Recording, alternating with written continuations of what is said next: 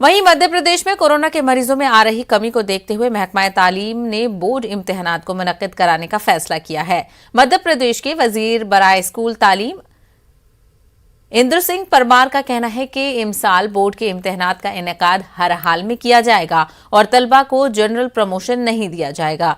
वजीर तालीम ने वाज़े तौर पर कहा है कि बोर्ड के इम्तिहानात की तारीख तक अगर हालात साजगार हो गए तो उन्हें तारीखों पर इम्तिहानात होंगे और अगर हालात साजगार नहीं रहे तो इम्तिहानात की तारीख में तौसी की जाएगी, लेकिन बोर्ड के इम्तिहानात का इनेकाद हर हाल में किया जाएगा।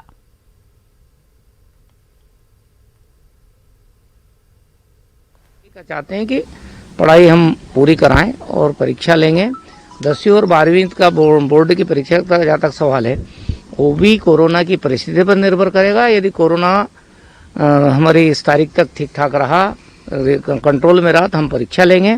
हमारी पूरी तैयारी है, अन्यथा थोड़े दिन बाद हम परीक्षा लेंगे, लेकिन परीक्षा लेंगे। इसलिए मैं सभी छात्रों से, अभिभावकों से, आप लोगों के माध्यम से अपील कर रहा हूँ कि सब अपनी पढ़ाई करें, घर पर पढ़ाई करें, अपने शिक्षक से मार्गदर्शन प्राप्त करें और पढ़ाई बाधित ना हो, किसी भी प्रकार की अफवाह में ना आए।